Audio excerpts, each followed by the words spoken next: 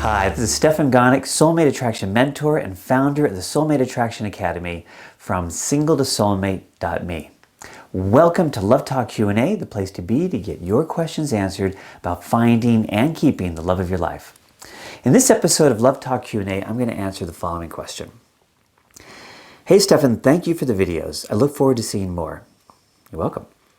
My biggest question is that I'm usually friend-zoned before they give me the chance and after I've already really started to like them. How do I keep this from happening?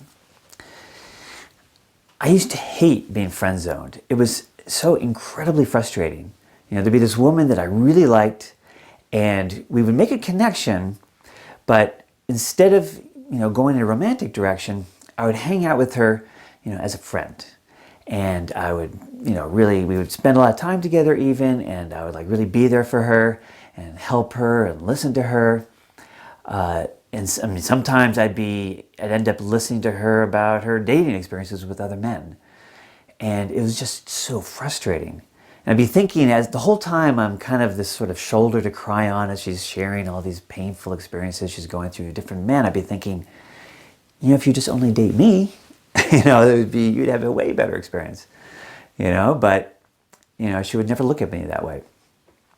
So I know what that's like to be friend-zoned. I know how frustrating it is, and it's incredible drag. So why does this happen, and what can you do about it? Well, the reason why people get friend-zoned, or the reason why you may be getting friend-zoned, usually comes from this underlying feeling of not being worthy of the person you're interested in. So if we start from that place of, okay, I don't feel worthy of having this woman be really into me, I think she's great, but I don't feel worthy of her, I've immediately put myself in a one-down position relative to her. I view her as up here and I'm down here. And then what happens is, the way I behave with her is what then causes me to be friend-zoned. Okay, because she is liking me, right? So it's not that she doesn't like me, and it's not that the person you're interested in doesn't like you. It's that we're behaving in a certain way that makes them not view us as a romantic possibility. And they'll say things like, well, I think you're really nice and you're a wonderful person, but don't feel that chemistry, yada, yada. And it's something that lots of times, sometimes that's just the way it is. That's just the reality. But lots of times we're causing it by the way we're acting. So what is it we're doing from this one-down position that's causing us to be friend-zoned? And what we're doing is what I call overly selfless giving. So the idea is, again, remember, I'm coming from the position of I'm not worthy of this person. So my feeling is I'm going to just try and give to this person. I am making myself there for her. So if you're doing the same kind of thing, you're making yourself there for the other person. And you're coming from this place of, I don't want or need anything other than just to be with you, right? And then this idea is if I just give enough, if I'm really there for this person, then hopefully this person will be into me too. But when we're doing this overly selfless giving, that's romantically a turnoff. It feels good on a certain level to be on the receiving end of that, oh, this person's really here for me, that's great. But it doesn't feel romantic because it's not equals. Overly selfless giving, like I said, is this one-down position. And you'll see it in things like, that you'll get together with this person, they'll say, so what do you want to do? And you'll go, oh, whatever, what do you want to do? I'll do whatever you want, right? So I'm putting myself completely at your disposal. And if you think about it, if you were spending time with somebody who, whether it's either a friend, actually if a platonic friend did this, or a potential romantic partner did this, it's kind of a turnoff. If they're just putting themselves completely at your disposal, being totally selfless, and it's like, oh, whatever you want is great. I just want to be with you. That's all I need. It feels nice, to, like I say, to a certain point, but it's like you kind of don't respect the person fully because they're putting themselves down. If they put themselves down, we kind of go along with that. It's like, okay, well, I guess you are down below me, right? In order for there to be a romantic spark, there has to be a sense of equals here. So how do we get out of this? Well, we get out of this on two levels. One is, on the deep psychological level, you address these feelings of unworthiness. So depending on how big a deal this is, you may have to do some really deep healing here. If if you're somebody who tends to feel like I'm not worthy of any partner, then there's some serious healing that needs to happen there. And I talk a bit more about that in other videos, not feeling worthy of love, that kind of thing. But if it's not a big major issue in your life and you're just tending to do it with certain people that you think are particularly amazing, and that's in the moment you feel unworthy, not in general, then you can do some tapping on not feeling worthy of this particular person to try and address that. And then what do you do behaviorally? How do you act differently with this person to avoid this whole friend zone thing to begin with, so you don't get in that position? So what you do is instead of being overly selfless, is that you put yourself fully into the picture. So the idea is, if you're discussing what to do, instead of saying, oh, well, whatever you want, you go, hey, why don't we do this? Now, it doesn't mean that you're going to say, let's do this, and we're going to do this no matter what. It's not like you're trying to take charge and take control and be rigid, because you wouldn't do this with a friend.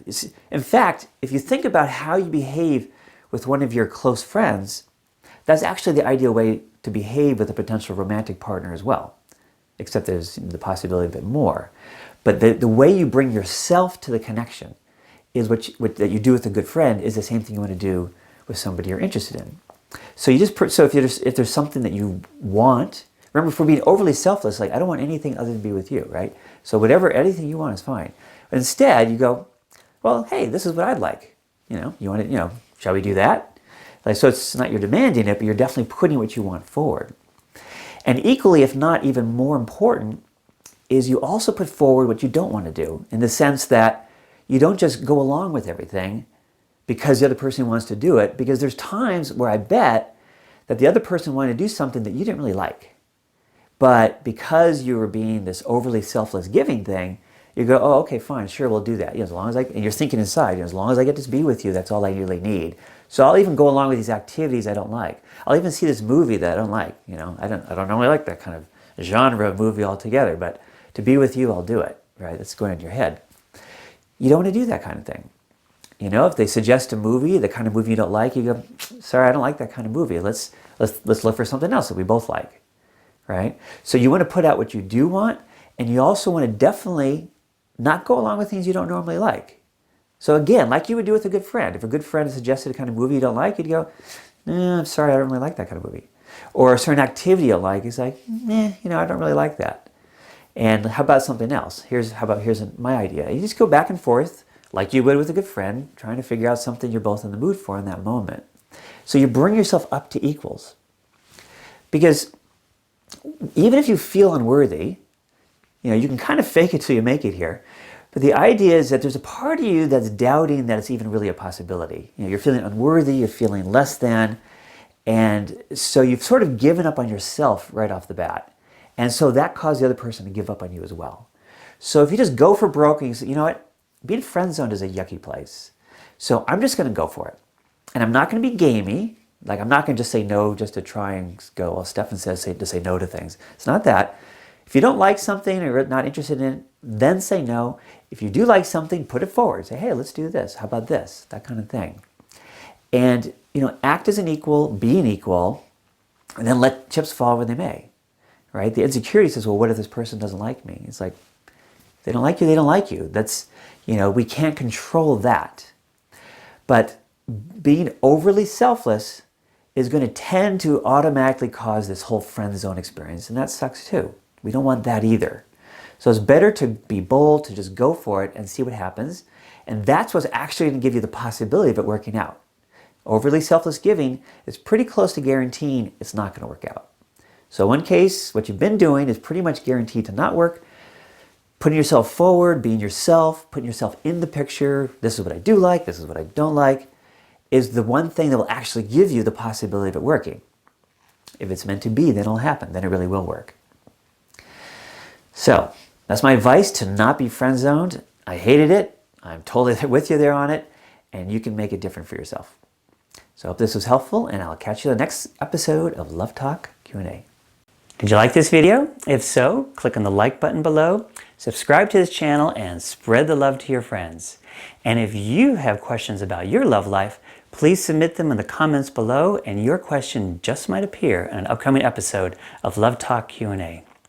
Also, if you would like to understand the 3 key blocks to finding love and how to attract your soulmate now, sign up for the free Finding the Love You Want mini course. Well, thank you for hanging out with me, and remember, no matter how long you've been trying, you really can have the life and love you long for. This is Stefan Gonick, International Love Coach from FindingTheLoveYouWant.com. Thank you so much for watching, and I'll catch you next time on Love Talk Q&A.